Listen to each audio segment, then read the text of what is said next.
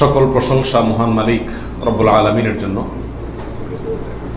দরুদ এবং সালাম নাজিল হোক প্রিয় নবী মুহাম্মদ মুস্তাফা সাল্লাল্লাহু আলাইহি ওয়াসাল্লাম এবং তার সকল আল ও আসহাব সকলের প্রতি। আল্লাহুম্মা সাল্লি আলাইহিম আল্লাহুম্মা বারিক আলাইহিম।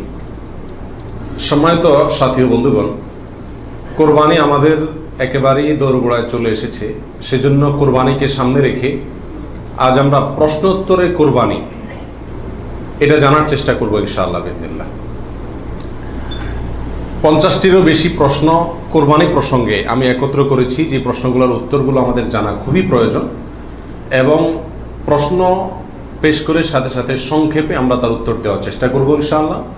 খুব ডিপ বা গভীর ইলমি বা একাডেমিক আলোচনায় আমরা যাব না, সংক্ষেপে শুধুমাত্র উত্তরগুলো টাচ করে যাব, যেন আমরা বিশুদ্ধ রূপে সঠিক উপায়ে জেনে শুনে ভালোভাবে আমাদের কোরবানি আমরা সম্পন্ন করতে পারি। আল্লাহ তাআলা আমাদের সবাইকে আমাদের কোরবানিগুলোকে বিশুদ্ধ রূপে করার তৌফিক দান করুন। যে কোনো আমলের আগে ইলম শিখতে হয়, জানতে হয়। আমলের আগে ইলম জরুরি। যে কোনো বিষয়ে আপনি আমল করতে চাইবেন, সেই বিষয়ে আমল করার আগে বিষয়টি সম্পর্কে যদি বিশদ ধারণা থাকে, পরিষ্কার জ্ঞান থাকে, তাহলে সেই কাজটি সুন্দর রূপে সুচারুভাবে এবং যথাযথভাবে সম্পন্ন করা সম্ভব হয়। আর যদি না শিখেই কাজ শুরু করে দেন, না জেনেই কাজ শুরু করে দেন, তাহলে ভুল ত্রুটির কারণে সেই কাজ দ্বারায় যে ভালো ফলাফল আসার কথা, সে ফলাফল না এসে উল্টা হিতে আরও বিপরীত হওয়ার আশঙ্কা আছে। আর সেজন্যই কোরবানির মতো একটি আমল, যে আমলটি আমাদের দেশে মানুষ পরিমাণে ইসলামের যেসব কাজগুলো সবচেয়ে বেশি লোক করে সারা দেশে, তার ভিতরে একটা হলো এই কোরবানি। বেনামাজিও করে, বেরোজগারিও করে, ইসলামের অনেক কিছু না মানলে কি হয়েছে, কোরবানিটা করে। তো যেহেতু দেশের বিরাট একটা অংশ মুসলমানদের তারা কোরবানি করে, অন্য কোনোটা করুক আর না করুক, ঈদের নামাজটা পড়ে, কোরবানিটা করে। তো সেজন্য এই কোরবানিটাও যে করি আমরা, সেটাও বা কতটা বিশুদ্ধ হচ্ছে, এটা বড় প্রশ্নের বিষয়। সেজন্য আমরা জেনে নেব অল্প কথায় এই কোরবানি প্রসঙ্গে যে জিজ্ঞাসাগুলো আছে, যে প্রশ্নগুলো আছে সেগুলো। কারণ প্রশ্নের মাধ্যমে মানুষ কোনো কিছু শিখলে, সেটা সাধারণ আলোচনার মাধ্যমে শিখলে যতটা মনে থাকে তার চাইতে বেশি মনে থাকে। আল্লাহ তাআলা আমাদের সবাইকে উপকারী ইলম সবসময় গ্রহণ করার তৌফিক দান করুন। প্রিয় ভাইয়েরা, কোরবানি প্রসঙ্গে কোরআনে কারীমের একটি আয়াত আমি তেলাওয়াত করেছি। আল্লাহ সুবহানাহু ওয়া তাআলা বলেছেন, লা ইয়ানালাল্লাহা লুহুমুহা ওয়ালা দিমাউহা।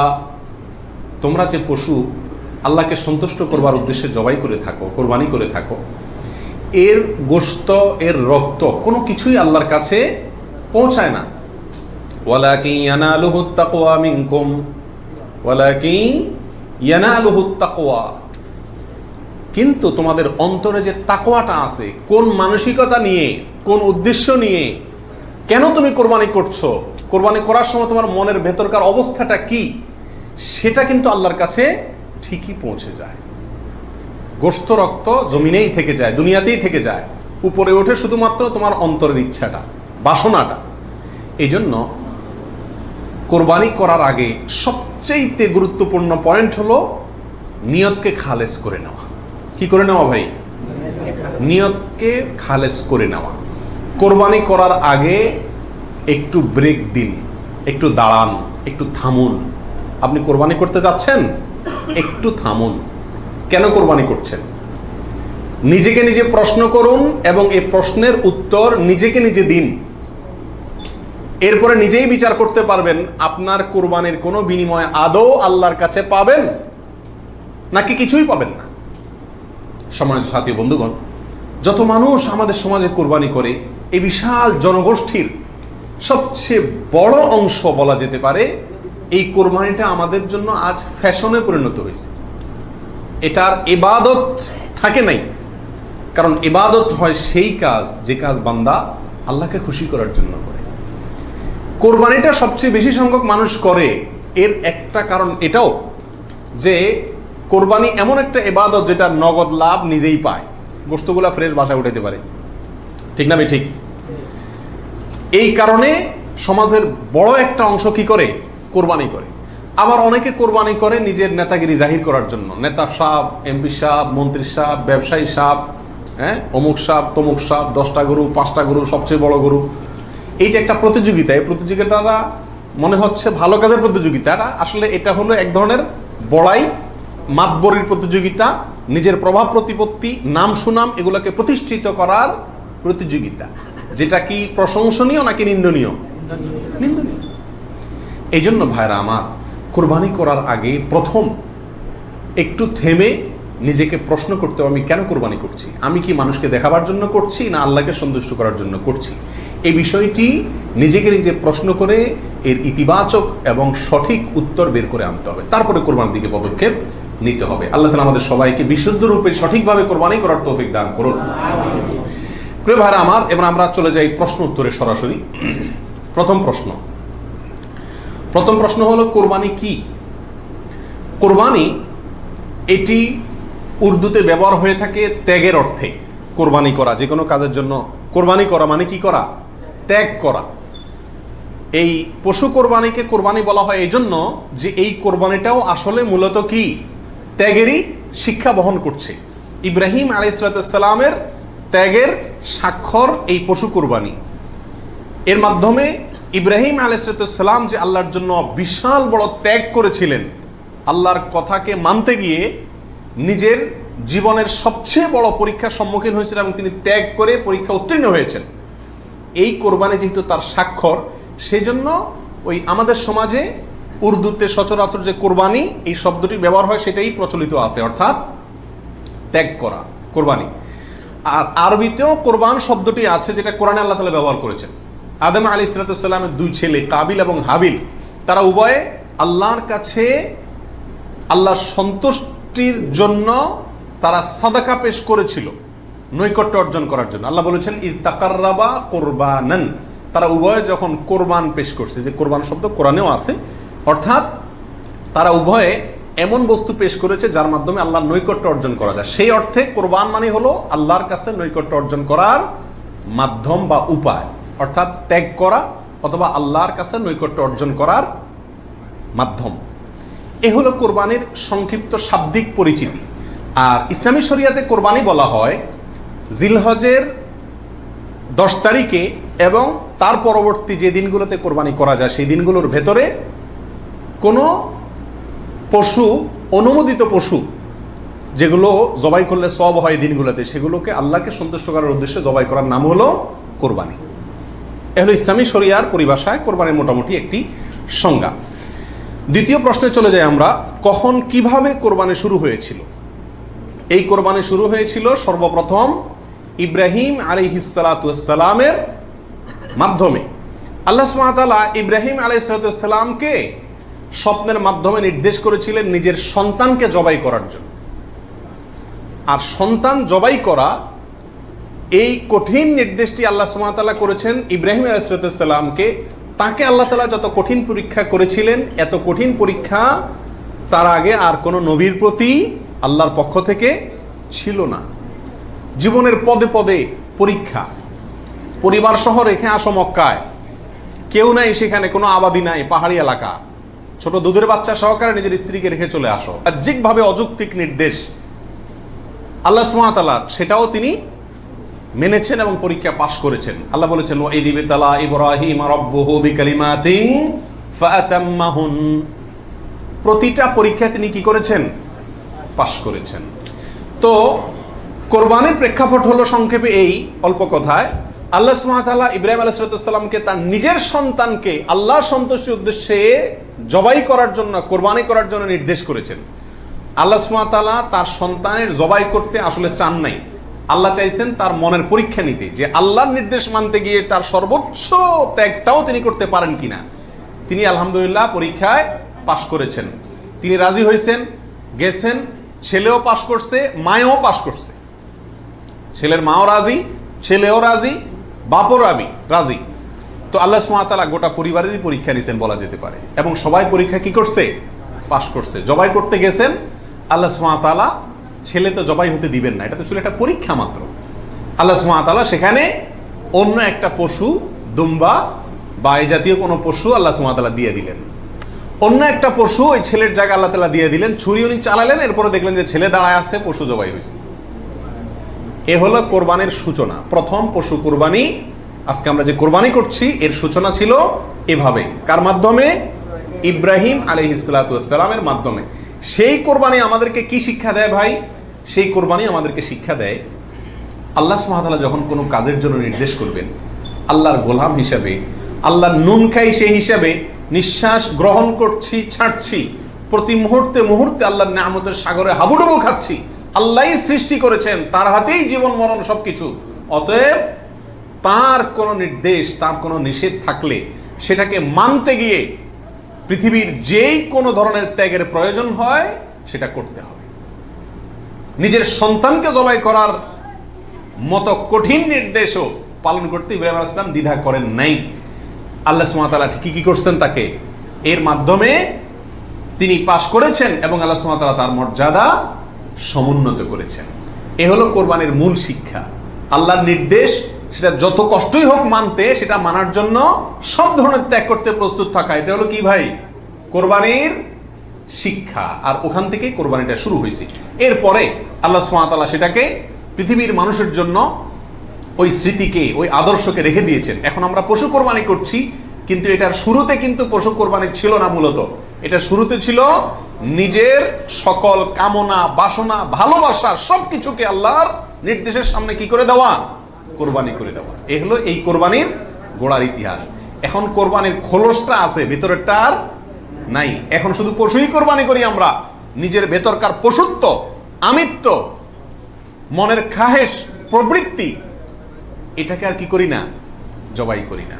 আল্লাহ তাআলা আমাদের সবাইকে কোরবানির আসল যে ইতিহাস সেটা থেকে শিক্ষা গ্রহণ করে এমনভাবে কোরবানি করার তৌফিক দান করুন, যেই কোরবানি প্রকৃত অর্থেই কোরবানি হয়, যেই কোরবানি আমাদের জান্নাতে যাওয়ার কারণ হয়, মাধ্যম হয়, সেইভাবে কোরবানি করার এবং কোরবানির সেই ইতিহাস থেকে আল্লাহ তাআলা আমাদেরকে শিক্ষা গ্রহণ করার তৌফিক দান করুন। প্রিয় ভাইয়েরা, 3 নম্বর প্রশ্ন হলো, কোরবানি কি জরুরি কোনো বিধান নাকি ঐচ্ছিক?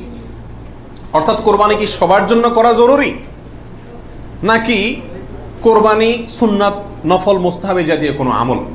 তো এই বিষয়ে বলবো যে এই ক্ষেত্রে ওলামা একরামের 2টি প্রসিদ্ধ মত আছে। ওলামা একরামের অনেকেই বলেন যে কোরবানি করা এটা সকলের জন্য জরুরি, যাদের সামর্থ্য আছে। ঈদের দিন, কোরবানি ঈদের দিন অথবা পরবর্তী দিনগুলোতে যেগুলোতে কোরবানি করা যায়, এই সময়ের ভিতরে যার কাছে নেশা পরিমাণ টাকা আছে তার জন্য কোরবানি করা ওয়াজিব, জরুরি, বাধ্যতামূলক। না করলে গুনাহ হবে। এটা অনেক ওলামা একরামের মত। তাদের দলিল, সংক্ষেপে শুধু দলিলগুলো হালকা হালকা টাচ করে যাই। মুসনাদে আহমদ, ইবনে মাজা, মুস্তাদরাকে হাকিম এবং আরো অনেক কিতাবে একটা হাদিস বর্ণিত হয়েছে, যে হাদিসকে মুহাদ্দিসিন ইকরাম সহিহ বলেছেন। আল্লামা আলবানী রাহিমাহুল্লাহ নিজে হাদিসে সহিহ বলেছেন। সেটা হলো এই, নবী আলাইহিস সালাম বলেছেন, মান ওয়াজাদা সাআতান আন ইউদাহিয়া ওয়া লাম ইউদাহি ফালা ইয়াকরাবান্না মুসাল্লানা। অর্থাৎ যে ব্যক্তি কোরবানি করার সামর্থ্য তার আছে, সক্ষমতা আছে, সচ্ছলতা আছে, সেই ব্যক্তি যদি কোরবানি না করে, সে যেন আমাদের ঈদগাহে ঈদের নামাজ পড়তে না আসে। কোরবানি করার ইচ্ছা না রাখলে সেজন্য ঈদের নামাজ পড়তে না আসে। এটা কিন্তু সতর্কবাণী। শরীয়তে এই ধরনের নির্দেশ সুন্নত নফলের ক্ষেত্রে করা হয় না, ফরজ ওয়াজিবের ক্ষেত্রেই সাধারণত করা হয়। এটা হলো অন্য যুক্তি। দ্বিতীয় দলিল হলো, এটাও মুস্তাদে আহমদে আসছে এবং হাফেজ ইবনে হাজার আল আসকালানী রাহিমাহুল্লাহ, বিশ্ববিখ্যাত হাদিস ব্যাখ্যাতা, তিনি বলেছেন যে হাদিসটি বিশুদ্ধ। নবী আলাইহিস সালাম বলেছেন, ইয়া আইয়ুহান নাস, হে লোক সকল, ইন্না আলা কুল্লি আহলি বাইতিন উদহাইয়াতুন ওয়া আতিরাতুন, নিশ্চয়ই প্রত্যেক পরিবারের লোকের উপরে, প্রত্যেক পরিবারের উপরে একটি করে কোরবানি এবং আতিরা, এটা ওয়াজিব। আতিরা হলো রজব মাসে যে পশুটি জবাই করা হয়, সেটা একসময় ওয়াজিব ছিল, পরে এটা রহিত হয়ে গেছে। তো এখানে নবী আলাইহিস সালামের ভাষা হলো ইন্না আলা কুল্লি আহলি বাইতিন, প্রত্যেক পরিবারের উপরে কোরবানি করা জরুরি। জরুরি, আলা এই শব্দটি জরুরি অর্থ বোঝানোর জন্যই আসে। এটিও বিশুদ্ধ হাদিস। তাহলে আরো অনেকগুলো হাদিস আছে এই জাতীয়, যে হাদিসগুলোর আলোকে ওলামা ইকরামের একটা অংশ বলেন যে এই কোরবানি ওয়াজিব। ইমাম আজম আবু হানিফা রাহিমাহুল্লাহর মত এটা। এর বিপরীতে অনেক ওলামা ইকরাম বলেন কোরবানি করা ওয়াজিব নয়, এটা সুন্নাতে মুআক্কাদা। সুন্নাতে মুআক্কাদা মানে কি? সুন্নাত কিন্তু খুবই গুরুত্বপূর্ণ সুন্নাত, বিনা কারণে এটা ছাড়া মাকরুহ, অপছন্দনীয়, ভালো কাজ নয়। সুন্নতে মুআক্কাদা এবং ওয়াজিবের সাথে খুব বেশি তারতম্য নাই, কাছাকাছি গুরুত্বের বিচারে প্রায়। সাহাবীদের ভিতরে অনেক প্রসিদ্ধ সাহাবী তারা কোরবানি করতেন না, ওয়াজিব মনে করবে মানুষ এই ভয়, এরকম কোন কোন বর্ণনায় পাওয়া যায়। তারপরে কোন কোন বর্ণনা জানবে এটাকে সুন্নাতু আবিকুম ইব্রাহিম এ জাতীয় শব্দ ব্যবহার করেছেন। এসব কারণে ওনারা সুন্নত বলেন, সুন্নতে মুআক্কাদা বলেন। যাই হোক, সর্বসাকুল্যে এই কোরবানি খুবই গুরুত্বপূর্ণ একটি বিধান, এটা হলো নিশ্চিত। ওয়াজিবের মতটা গ্রহণ করলে এটা বেশি সতর্কতা হয় এবং ইখতিলাফ এবং মতপার্থক্যের ঊর্ধ্বে উঠা যায়, এবং অনেকগুলো বর্ণনা এর পক্ষে রয়েছে। 4 নম্বর প্রশ্ন হলো, কোরবানি কয়টা করতে হয়? এই প্রশ্নটা আজকাল এই জন্য করতে হচ্ছে যে এখন আমরা সমাজে কোরবানির সংখ্যা বাড়ানোর জন্য এক ধরনের প্রতিযোগিতা খেয়াল করতেছি। 3টা গরু, 5টা গরু, 7টা গরু, এমপি সাহেব, মন্ত্রী সাহেব, ব্যবসায়ী সাহেব, বিভিন্ন সাহেবরা করে কি করে না, এমনকি আমরাও একটা গরু একটা ছাগল, কারণ কেউ গরুর গোশত পছন্দ করে, কেউ ছাগল গোশত পছন্দ করে ঘরে, যার কারণে দুইটাই দিতে হয়, অথবা গরুতে 1 ভাগ দিতে হয়, আবার আলাদা ছাগল দিতে হয়। এই যে কোরবানির সংখ্যা বাড়ানোর একটা প্রবণতা আছে, আসলে ইসলামী শরিয়া কি বলে? কোরবানির পশু বা কোরবানির সংখ্যা কতগুলো হওয়া জরুরি? তো এর উত্তর হলো যে কোরবানি মূলত একটি কোরবানি যথেষ্ট, একাধিক কোরবানি হওয়া এটা কি না, জরুরি না। নবী আলাইহিস সালাতু ওয়াস সালামের ব্যাপারে সুনানে তিরমিজিতে একটা হাদিস আসছে, যেটা কি ইমাম তিরমিজি হাসান বলেছেন, অন্যান্য উলামা একরাম অনেকে জয়ীফ বলেছেন। কিন্তু জয়ীফ বললেও ওই একই বিষয়ে আরো বিভিন্ন হাদিস আছে। সর্বসাকুল্যে উলামা একরামের বিষয়টা প্রমাণিত, সেটা হলো যে নবী আলাইহিস সালাম 10 বছর মদিনাতে বসবাস করেছেন হিজরতের পরে, এবং এই 10 বছরের প্রতি বছর তিনি কোরবানি করেছেন। প্রতি বছর তিনি কি করেছেন? এবং 2টি হৃষ্টপুষ্ট ভেড়া তিনি কোরবানি করেছেন, 2টি করেছেন। তিনি যদি চাইতেন সংখ্যা অনেক বাড়াইতে পারতেন, উট এবং আরো অনেক বড় বড় পশু দিয়ে কি করতে পারতেন, কোরবানি করতে পারতেন, কিন্তু 2টি ভেড়া কোরবানি করেছেন। তার একটি হলো তার নিজের এবং নিজের পরিবারের পক্ষ থেকে, আরেকটি তার গোটা উম্মতের পক্ষ থেকে, তাওহীদবাদী উম্মতের পক্ষ থেকে। তাহলে বোঝা গেল কোরবানির সংখ্যা বাড়ানোর ভিতরে খুব বেশি কল্যাণ নাই। হ্যাঁ, কেউ যদি কোনো এলাকাতে গরিব মানুষকে খাওয়ানোর উদ্দেশ্যে বেশি কোরবানি করে, নাম ফুটানোর উদ্দেশ্য না থাকে, তাহলে অবশ্যই সেজন্য তিনি আল্লাহর কাছে কি পাবেন, আজর এবং সওয়াব পাবেন। 5 নম্বর প্রশ্ন হলো, কয়দিন পর্যন্ত কোরবানি করা যায়? কোরবানির সময়সীমা কতদিন? এর উত্তর হলো, এক্ষেত্রে ওলামা একরামের 2টি মত আছে। অনেক ওলামা একরামের মতে কোরবানি করা যায় ঈদের দিন, জিলহজের 10 তারিখ, আর 11 এবং 12 এই 3 দিন। এটা ইমাম আবু হানিফা রাহিমাহুল্লাহর মত। এর বিপরীতে অনেক ওলামা একরামের মত হলো কোরবানি এটা 4 দিন পর্যন্ত করা যায়। কোরবানি ঈদের দিন এবং তারপরে আরো 3 দিন, 11, 12, 13। যুক্তি হলো যে আইয়ামে তাশরিক, এক হাদিসে আসছে একেবারে সুস্পষ্টভাবেই যে আইয়ামে তাশরিক এই দিনগুলা সবগুলোই হলো জবাই করার দিন, অর্থাৎ কোরবানি করার দিন। সেহেতু আইয়ামে তাশরিক হলো ঈদের দিন, ঈদের পরে আরো 3 দিন, অর্থাৎ 13 তারিখ, চাঁদের 13 তারিখের সন্ধ্যার আগ পর্যন্ত। এ হলো কোরবানির দিন। তবে কোরবানি প্রথম দিন ঈদের নামাজের পরপরই করা বেশি উত্তম, এতে কোনো সন্দেহ বা ইখতিলাফ কারোর নাই। এবারে সারা দুনিয়ার উলামা একরাম একমত, কারণ নবী আলাইহিস সালাম ঈদের দিন ঈদের নামাজের পরপরই সাধারণত কি করতেন, কোরবানি করতেন। দ্বিতীয় তৃতীয় দিনে তিনি নিতেন না, অতএব একেবারে শুরুতেই করে ফেলা হলো সবচেয়ে উত্তম এবং বেস্ট। এবারে কারো কোনো দ্বিমত নাই। 6 নম্বর প্রশ্ন, কোন সময় থেকে কোরবানি করা যাবে? উত্তর হলো, ঈদের নামাজ যখন পড়া হবে, যেই এলাকাতে গরুটা জবাই হবে ওই এলাকাতে যখন ঈদের নামাজ শেষ হবে, ঈদের নামাজ শেষ হওয়ার পরপরই কি করা যাবে, কোরবানি করা যাবে। আরেক এলাকাতে ঈদের নামাজ শেষ হয়েছে, সেজন্য আপনার এলাকাতে আপনি কি করবেন না, কোরবানি করবেন না। আপনার এই পশু যারা কোরবানি করবে তারা ঈদের নামাজ পড়ার পরপরই কি করতে পারবেন, কোরবানি করতে পারবেন। এ হলো কোরবানির সময়। এরপরে আসি 7 নম্বর প্রশ্ন, রাতে কি কোরবানি করা যাবে? এই প্রশ্নের উত্তর হলো, রাতে কোরবানি করাকে ওলামা একরাম মাকরুহ বা অপছন্দনীয় বলেছেন। তার কারণ হলো, কোরবানি একটা আল্লাহর গুরুত্বপূর্ণ বিধান। এখানে পশুর রগ নির্দিষ্ট সংখ্যায়, নির্দিষ্ট রগগুলো কাটা যেতে হবে।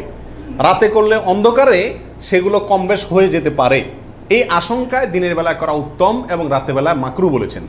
তবে যদি পর্যাপ্ত আলোর ব্যবস্থা থাকে এবং এরকম কোনো ভুল হওয়ার আশঙ্কা না থাকে, তাহলে রাতেও কোরবানি করা যাবে, অর্থাৎ এই দিনগুলোতে আর কি, যে দিনগুলোতে করা যায়। এরপরে আসি 8 নম্বর প্রশ্ন, কোন কোন পশু দিয়ে কোরবানি করা যাবে? আপনি হাঁস মুরগি দিয়ে কোরবানি দিলে কোরবানি হবে কিনা? তো এর উত্তর হলো, বড় পশুর ভিতরে 3 ধরনের পশু আর ছোট পশুর ভিতরে 3 ধরনের পশু, এগুলো দিয়ে কি করা যাবে? কোরবানি দেওয়া যাবে। বড় পশুর ভিতরে কোরবানি দিতে পারবেন উট, গরু, মহিষ, এগুলো দিয়ে। মহিষ দিয়ে দিতে পারবেন কিনা এটা নিয়ে ওলামায়ের ভিতরে সামান্য ইখতিলাফ আছে। অনেকে মহিষকে গরুর অন্তর্ভুক্ত করেছেন, অনেকে করেন নাই। যার কারণে যারা করেছেন তারা বলছেন করা যাবে, যারা করেন নাই তারা বলছেন করা যাবে না। এই জন্য একান্ত অনন্য উপায় না হলে সেদিকে না যাওয়াই ভালো, ইখতিলাফের দিকে। আর ছোট পশুর ভিতরে 3টা, দুম্বা, ছাগল এবং ভেড়া, এগুলো দিয়ে কি করা যাবে? কোরবানি করা যাবে। এছাড়া অন্য কোনো পশু দিয়ে, এই গৃহপালিত পশু ছাড়া আপনি হরিণ দিয়ে অথবা অন্য কোনো হালাল পশু যেটা গৃহপালিত না, সেটা দিয়ে কি করা যাবে না? কোরবানি দেওয়া যাবে না, দিলে কোরবানি হবে না। 9 নম্বর প্রশ্ন হলো, গাভী এবং ষাঁড় উভয়টা দিয়ে কোরবানি দেওয়া যাবে? কি বলেন? গাভী এবং ষাঁড় দুইটা দিয়ে কোরবানি দেওয়া যাবে? যাবে। গাভী দিয়েও দেওয়া যাবে, ষাঁড় দিয়েও দেওয়া যাবে। 10 নম্বর প্রশ্ন হলো, পশুর বয়স কত হতে হবে? কত বছর বয়স হলে আপনি সেই পশু দিয়ে কি করতে পারবেন? কোরবানি দিতে পারবেন। এর উত্তর হলো, পশু যদি হয় সবচেয়ে বড় পশু অর্থাৎ উট, তাহলে সেক্ষেত্রে সেটার বয়স হতে হবে কমপক্ষে 5 বছর। কত বছর? 5 বছরের নিচে যদি ওটের বয়স থাকে, ওইটা এমনি জবাই করতে খাইতে পারবেন, কিন্তু কোরবানি হিসাবে কি করতে পারবেন না, জবাই করলে ওটা কোরবানি আদায় হবে না। গরু যদি হয় তাহলে সেক্ষেত্রে তার বয়স হইতে হবে কমপক্ষে 2 বছর। আর ছাগল, দুম্বা, ভেড়া এগুলো যদি হয় তাহলে তার বয়স হইতে হবে কমপক্ষে 1 বছর। তাহলে ছোট পশুগুলা 1 বছর, গরু 2 বছর, ওট 5 বছর। ছোট পশুর মধ্যে আবার দুম্বা, ভেড়া এগুলো যদি 6 মাসের বয়স, 7 মাস, 8 মাসের বয়সেরটা দেখতে 1 বছরটার মতো বড় দেখা যায় তাহলে চলবে, কিন্তু ছাগলের ক্ষেত্রে পরিপূর্ণ কি হইতে হবে? 1 বছর হওয়া লাগবে। 11 নম্বর প্রশ্ন হলো, দাঁত দেখে বয়স নির্ধারণ করে আমাদের দেশে, এটা কি ঠিক নাকি বেঠিক? কি বলেন আপনারা? এটা ঠিক। কারণ হলো, পশু বিশেষজ্ঞ যারা আছেন, পশু সম্পর্কে যারা ভালো বুঝেন, পশু লালন পালনে যারা দক্ষ, অভিজ্ঞ, তারা পশুর গালের ভেতরকার বিশেষ ধরনের দাঁত যখন একটা বের হয় তখন বুঝেন এটা 1 বছর হয়েছে, 2টা বের হলে বুঝেন 2 বছর হয়েছে, এবং এটা অভিজ্ঞতা দ্বারা মোটামুটি প্রমাণিত, প্রতিষ্ঠিত। যার কারণে ওইটার উপরে নির্ভর করে বছর নির্ধারণ করা, নির্ণয় করা কি আছে? সঠিক। তবে কোনো পশু যদি নিশ্চিতভাবে জানা যায় তার বয়স 1 বছর, 2 বছর বা যেই পরিমাণ বয়স হওয়া দরকার সেই পরিমাণ বয়স হয়েছে কিন্তু দাঁত উঠে নাই, তবুও সেটা দিয়ে কি দেওয়া যাবে? কোরবানি দেওয়া যাবে। দাঁতটা মেইন না, মেইন হলো বয়সটা ওই পরিমাণ হয়েছে কি না। ওই বয়সে হওয়ার পরও কি থাকতে পারে? দাঁত নাও থাকতে পারে। এরপরে আসি 12 নম্বর প্রশ্ন, ত্রুটিযুক্ত পশু দিয়া কোরবানি দিলে কি কোরবানি হবে? ত্রুটিযুক্ত পশু, একটা পশুর ভিতরে কোনো দোষ আছে, ত্রুটি আছে, সমস্যা আছে, রোগবালাই আছে, ওইটা এমনি জবাই করে খাইতে পারবেন, কিন্তু কোরবানি দিলে কোরবানি হবে কি না? এর উত্তর হলো, কিছু কিছু ত্রুটি আছে, যেই ত্রুটিগুলো থাকলে পশু কোরবানি করলে ওই কোরবানি যথেষ্ট হবে না। আর কিছু কিছু ত্রুটি আছে যেগুলো থাকলেও কি দেওয়া যাবে? ওই ত্রুটি সহকারে কোরবানি দিলে কোরবানি হয়ে যাবে। কোন ত্রুটিতে আপনার কোরবানি দিলে কোরবানি হবে না? একটা হলো ল্যাংড়া হওয়া, এমন ল্যাংড়া যে ল্যাংড়ার কারণে সে পশুর পালের সাথে চললে পিছায় যায়, তাদের সাথে তাল মিলায় ধরে রাখতে পারে না, অথবা জবাই করার জায়গা পর্যন্ত হেঁটে যাওয়ার ক্ষমতা নেই, তাকে ঠেলা নিয়ে যেতে হয়, ছেঁচড়ায় নিয়ে যেতে হয়, শক্তি নেই পায়ে, 1 পা হোক 2 পা হোক, এরকম ল্যাংড়া খোঁড়া যদি হয় তাহলে ওইটা দিয়ে কোরবানি দিলে কি হবে না? যথেষ্ট হবে না, হাদিসে সুস্পষ্টভাবে নিষেধ করা আছে। আরেকটা হলো যে এই পরিমাণ রুগ্ন, অসুস্থ, রোগা, যে রোগার কারণে সে চলাফেরা করতে পারে না, বা ওই যে হাঁটার শক্তি নেই, প্রচন্ড রোগা, দুর্বল, সেটা দিয়ে কোরবানি দিলেও কি হবে না? কোরবানি হবে না। আরেকটা হলো যে অন্ধ, এমন অন্ধ হয়, চোখ কানা অথবা চোখ অন্ধ, অথবা চোখে এমন সমস্যা আছে যে সমস্যার কারণে সে দেখে না, স্বাভাবিকভাবে ঘাস টাস রাখলেও সে বুঝে না কোনটা কি, অথবা ওই জায়গা পর্যন্ত দেখে একা একা যেতে পারে না, উষ্ঠা খায়, তার মানে চোখে বড় সমস্যা আছে, এরকম থাকলে এটা দিয়ে কি হবে না? কোরবানি হবে না। একটা শিং অথবা 2টা শিং গোড়া থেকে উঠে গেছে, একেবারে গোড়া সহ উঠে গেছে, এরকম যদি হয় ওইটা দিয়ে কোরবানি দিলেও কোরবানি হবে না। তবে যদি সামান্য হয়, সামান্য কান কাটা, সামান্য শিং ভাঙা, সামান্য একটু পায়ে সমস্যা, সামান্য একটু অসুখ বিসুখ আছে, এরকম যদি হয় সেগুলো দিয়ে কোরবানি দিলে কি হবে? কোরবানি হয়ে যাবে। অর্থাৎ ত্রুটি যদি ছোট হয় সমস্যা নাই, বড় ত্রুটি যদি হয় তার কারণে কি হবে না, ওই পশু দিয়ে কোরবানি দিলে কোরবানি যথেষ্ট হবে না। 13 নম্বর প্রশ্ন হলো, কেনার পর যদি ত্রুটি দেখা যায় তাহলে কি করবে? আপনি ভালো পশু কিনে নিয়ে আসলেন, কোরবানি করবেন, রেখে দিচ্ছেন, খাওয়াচ্ছেন, হঠাৎ করে দেখা গেল চোখের সমস্যা, যে কোনো কারণে পা ভেঙে গেছে, বড় ধরনের সমস্যা হয়েছে, তখন কি করবেন?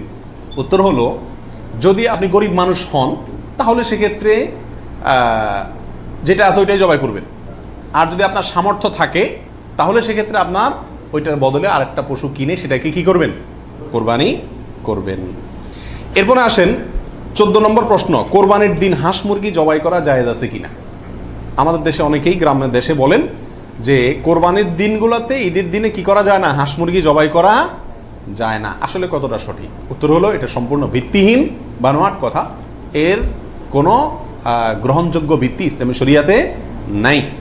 বরং কোরবানি ঈদের দিনে কেউ চাইলে হাঁস বা মোরগ কি করতে পারবে? জবাই করতে পারবে। তবে যদি এটাকে কোরবানির নিয়তে করে যে আমার তো গরু ছাগল দেওয়ার সামর্থ্য নয়, আমি মুরগি দিয়েই দিলাম কোরবানি, তাহলে সেক্ষেত্রে এই জবাই কি হবে না? জায়েজ হবে না। কারণ এই পশু দিয়ে কি হবে না? কোরবানি হবে না। এমনি গোশত খাওয়ার জন্য যদি জবাই করে তাহলে ঈদের দিনেও জবাই করাতে কোনো সমস্যা নাই। 15 নম্বর প্রশ্ন হলো, কোরবানির পশু এটা দেখায় বেড়ানো, প্রদর্শন করে বেড়ানো, এটা কি জায়েজ আছে কিনা?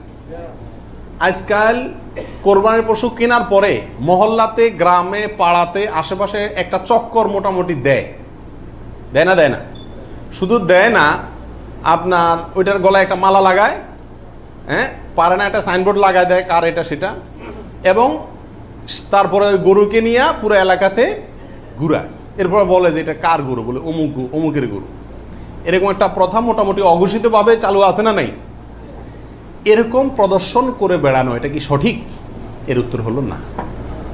এই প্রদর্শনটা সাধারণত হয়ে থাকে জাহির করার জন্য, সবাইকে দেখানোর জন্য। আর এই দেখানোটার ভেতরে কল্যাণের চাইতে অকল্যাণ বেশি। কেউ যদি বলে আমি এটা দেখাচ্ছি এই জন্য যাতে অন্যরা উৎসাহিত হয়, তাহলে তো এটা ভালো উদ্দেশ্য, কিন্তু এই উদ্দেশ্যে খুব অল্প সংখ্যক মানুষই কি করে? এটাকে শোডাউন করে। বরং এটা শোডাউন করে কি জন্য? সবাই জিজ্ঞেস করবে, ভাই এটার দাম কত হয়েছে, কার গরু, মাশাআল্লাহ, জিতছে, হাসছে, এইসব যোগ বিয়োগ করবে। ঠিক না ঠিক? অতএব মানুষকে দেখায় বেড়ানোর উদ্দেশ্যে যদি এই কোরবানির পশুকে প্রদর্শন করা হয়, শোডাউন করা হয়, তাহলে এটা রিয়া, এবং রিয়ার কারণে গুনাহগার হবে। এটা করা যাবে না। আল্লাহ আমাদেরকে বুঝার তৌফিক দান করুন।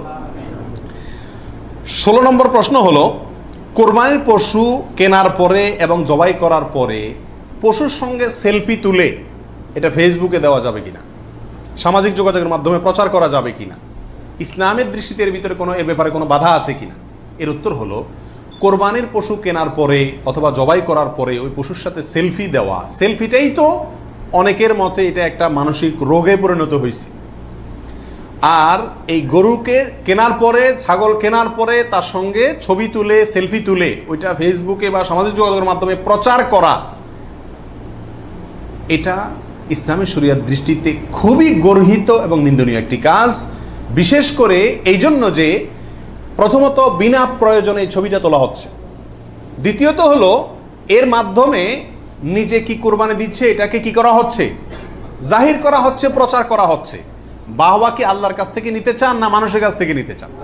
আল্লাহর কাছ থেকে যদি নিতে চান তাহলে ওইটাকে প্রচার করে মানুষের কাছে লাইক কমেন্ট পাইলেন, সেই আশায় এটাকে আপনার লাইক কমেন্টের ব্যবসায়, বিজনেসের পুঁজি হিসাবে খাটাইলেন। আল্লাহর কাছে তার বিনিময় পাওয়ার আশা করা বড় কঠিন। এই জন্য এই গরুর সাথে সেলফি তোলা, বিশেষ করে জবাই করার পরে রক্ত সহকারে ছবি তোলা, এগুলো কোনো অবস্থাতেই ইসলামের শরিয়ার দৃষ্টিতে খুব একটা ভালো কাজ নয়। এগুলো থেকে আমাদের বিরত থাকা উচিত, মনে করা উচিত এটা একটা ইবাদত। এটা কি ইবাদত? ইবাদতের ক্ষেত্রে তামাশা বা যা মনে চাইলে তা করলাম, ফাইজলামতি করলাম, এর কোনো সুযোগ নাই। আল্লাহ আমাদেরকে বোঝার তৌফিক দান করুন। 17 নম্বর প্রশ্ন হলো, ভাগে কোরবানি দেওয়া যাবে কিনা? এটা একটা গুরুত্বপূর্ণ প্রশ্ন আজকালকার যুগে। কারণ কোনো ওলামা একরাম বলছেন ভাগে কোরবানি দেওয়া যাবে না, বরং গরু হোক আর ওঁট হোক, যত বড় পশুই হোক, দিলে একজনের পক্ষ থেকে দিতে হবে, 7 ব্যক্তির পক্ষ থেকে যথেষ্ট হবে। এই যে কথা প্রচলিত আছে, এটাকে অনেক কোনো ওলামা একরাম কি করছেন? অস্বীকার করছেন, আসলে সঠিক কোনটা? এ ব্যাপারে আগেই বলেছি যে একাডেমিক আলোচনা খুব বেশি লম্বাচড়া করার ইচ্ছা নাই এবং সুযোগও নেই। শুধু সংক্ষেপে এটুকু বলবো, সব যুগেই সবচাইতে বেশি সংখ্যক ওলামাদের মতে, বলা যায় প্রায় সবার মতে, সমস্ত ওলামা ইকরামের মতেই বলা যেতে পারে প্রায়, গরুর ক্ষেত্রে একটা গরু 7 জন ব্যক্তির পক্ষ থেকে কি হবে? কোরবানির জন্য যথেষ্ট হবে। এক্ষেত্রে বিচ্ছিন্নভাবে যে 2-1 জন আলেম বলছেন যে গরু হোক আর ওট হোক একজন থেকে হবে, 7 জন থেকে হবে না, তাদের যুক্তিগুলা খুবই ঠুনকো এবং খুবই দুর্বল। নবী আলাইহিস সালাম যে সফরে একাধিক ব্যক্তিকে কোরবানিতে অংশগ্রহণের সুযোগ দিয়েছিলেন, তারা বলেন যে ওটা সফরের জন্য নির্দিষ্ট, অথচ নবী আলাইহিস সালাম সেটা নির্দিষ্ট করেন নাই, এটা ওনারা নির্দিষ্ট করছেন। নবী আলাইহিস সালামের কোনো নির্দেশ সফরে হোক, হাজারে হোক, সফরের বাইরে হোক, যে কোনো নির্দেশ সাধারণত ব্যাপকভাবেই সবার জন্য সব সময়ের জন্য প্রযোজ্য হয় যদি কোরআন এবং সুন্নাহর কোনো বর্ণনা দ্বারা নবী আলাইহিস সালাম নিজে ওইটাকে নির্দিষ্ট না করে দেন।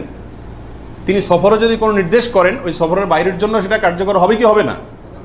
যদি কেউ সফরের জন্য নির্দিষ্ট করতে চায় তাহলে তার জন্য পৃথক দলিলের প্রয়োজন। বিধায় এটাই হলো বেশিরভাগ ওলামা একরামের মত। বিচ্ছিন্নভাবে কোনো আলেমের মত থাকতে পারে, কিন্তু সে 1-2 জন আলেমের কথা না শুনে সংখ্যাগরিষ্ঠ ওলামা একরামের মতের উপর আমল করবেন। গরুর ক্ষেত্রে 7 জনের পক্ষ থেকে যথেষ্ট হবে। তবে একটা কথা এখানে বলতেই হবে, সেটা হলো উত্তম হলো একাকি দেওয়া, ভাগে না দিয়ে কিকে দেওয়া? একাকি দেওয়া। এক্ষেত্রে কারোর কোনো দ্বিমত নাই, একাকি দিতে পারলে সেটা সবচেয়ে বেস্ট এবং ভালো। 18 নম্বর প্রশ্ন হলো, পরিবারের সব সদস্য বা একাধিক সদস্য যদি সামর্থ্যবান হয় তাহলে সবাই দিবে, নাকি গোটা পরিবারের পক্ষ থেকে একজন দিলেই চলবে? নবী আলাইহিস সালাম থেকে এক্ষেত্রে একটা হাদিস বর্ণিত হয়েছে, যেটা একটু আগে আপনাদেরকে শুরুতে আমি শুনেছি, মুসনাদ আহমদে বর্ণিত হয়েছে এবং আরও অনেক হাদিসের কিতাবে কাছাকাছি হাদিস বর্ণিত হয়েছে। নবী আলাইহিস সালাম বলেছেন যে প্রত্যেক পরিবারের উপরে একটি কোরবানি জরুরি, প্রত্যেক পরিবারের উপরে উযহিয়াতুন, একটি কোরবানি জরুরি, আলা কুল্লি আহলি বাইতিন, এই ধরনের শব্দ তিনি ব্যবহার করেছেন, প্রত্যেক পরিবারের উপরে। এই হাদিস থেকে বোঝা যায় কোরবানি এটা এক পরিবারে একাধিক সদস্য যদি হয় সামর্থ্যবান, তথাপি যিনি মূল কর্তা তিনি দিলেন তাহলে সবার পক্ষ থেকে হয়ে যাবে। এর বিপরীতে ওলামা ইকরামের আরেকটি মত আছে, যেটা ইমাম আবু হানিফা রাহিমাহুল্লাহর মত, সেটা হলো কোরবানি পরিবারের একাধিক সদস্য যদি সবাই যদি সামর্থ্যবান হয় তাহলে প্রত্যেকের পক্ষ থেকে দিতে হবে। ওনার যুক্তি, উনি বলেন নবী আলাইহিস সালামের ওই হাদিস, যে হাদিসে তিনি বলেছেন যার সামর্থ্য আছে আর কোরবানি দেয় না সেজন্য ঈদগাহে না আসে। এখানে যার সামর্থ্য আছে প্রত্যেক ব্যক্তিকেই শামিল করে এই নির্দেশনা। বিষয়টা গবেষণামূলক, উভয় পক্ষেরই দলিল এবং যুক্তি আছে। তো এক্ষেত্রে সতর্কতামূলক মত যদি অবলম্বন করি আমরা, তাহলে প্রত্যেকেরই যার যার সামর্থ্য আছে তার পক্ষ থেকে করা যেতে পারে, এবং করলে সমস্যা হবে এটা কারোর মতেই নাই। 19 নম্বর প্রশ্ন হলো, 7 ভাগের নিচে হলে কোনো সমস্যা আছে কিনা গরুতে?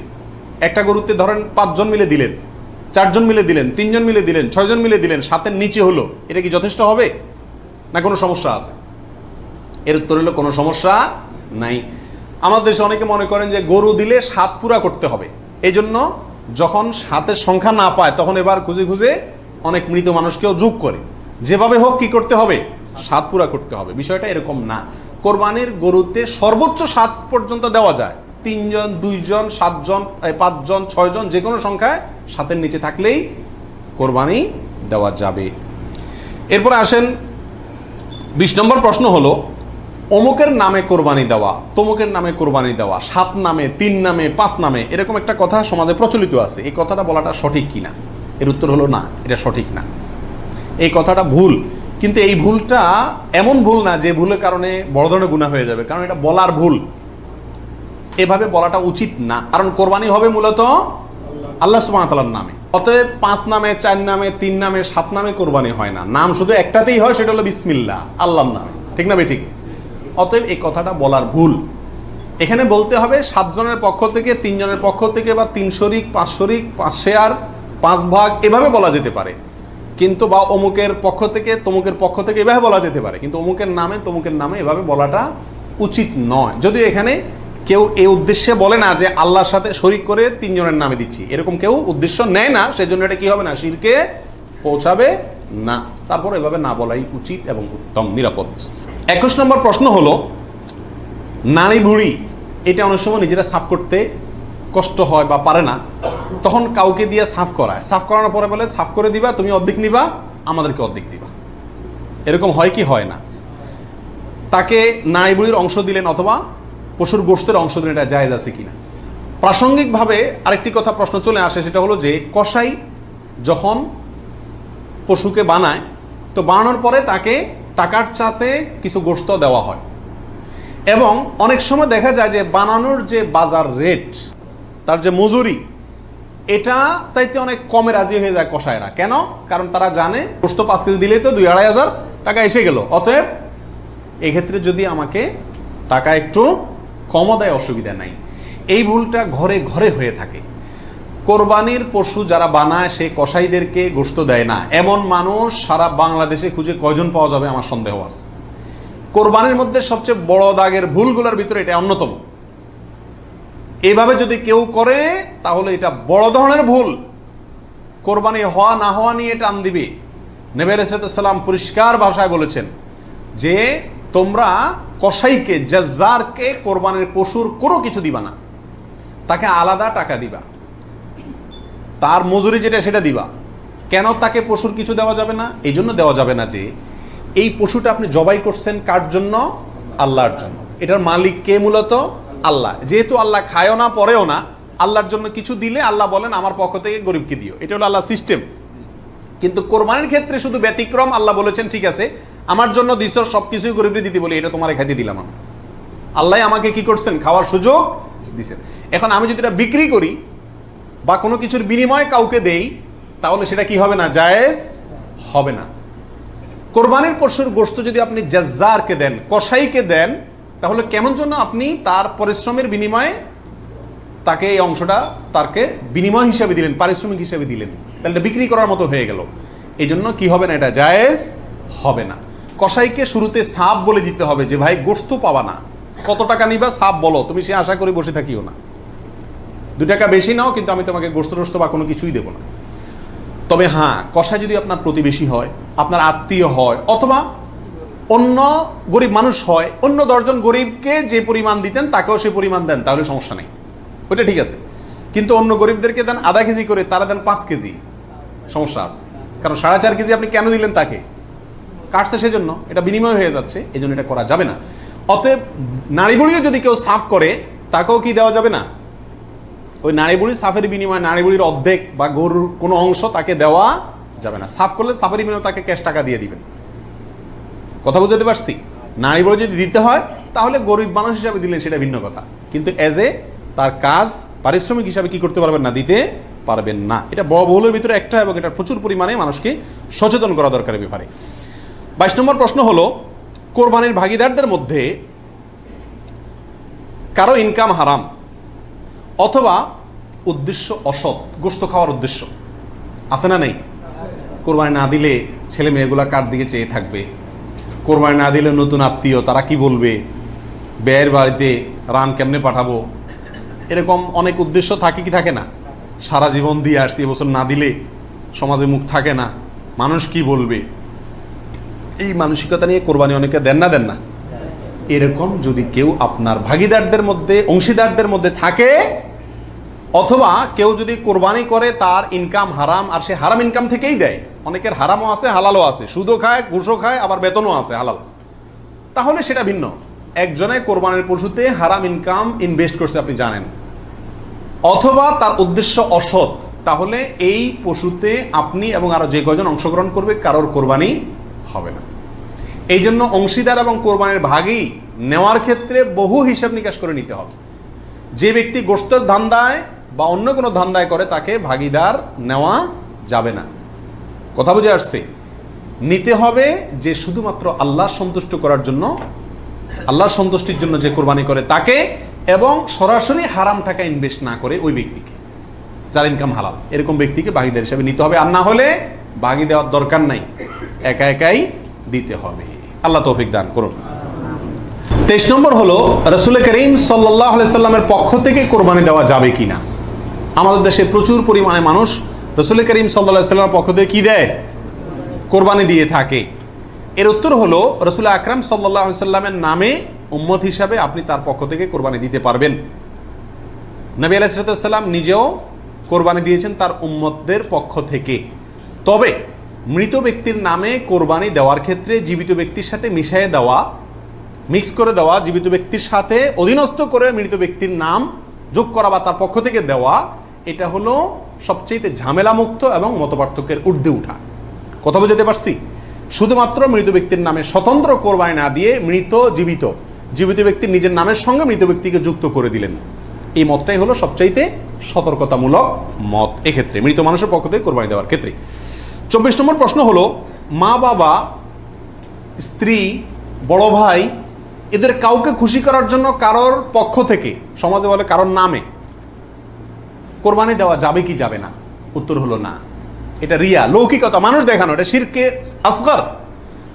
আমাদের সমাজে একটা সমস্যা দেখা দেয় কোরবানির সিজন আসলে। কথার কথা, একটা পরিবারে আপনি একটা গরুতে একটা অংশ কোরবানি দিবেন অথবা ছাগল কোরবানি দিবেন, সেক্ষেত্রে মা চায় যে আমার নামে দেখ, মানে আমার পক্ষ থেকে দেখ, বাপে চায় যে আমার পক্ষ থেকে দেখ। এখন ছেলে চিন্তা করে কারে খুশি করব। অনেক সময় স্ত্রী স্বামী দুজনের ভিতরে চায় যে আমার নামে দেখ, বড় ভাইয়ের নামে না দিলে বড় ভাই মুখ কালো হয়, এই জন্য কার নামে দিবে এটা নিয়ে এক ধরনের হেজিটেশনে মানুষ ভুগে। এক্ষেত্রে অনেক সময় অংশ বাড়ায় দেয় শুধু মাকে খুশি করার জন্য, যে ওনার নামেও কি করলাম, একটা দিলাম।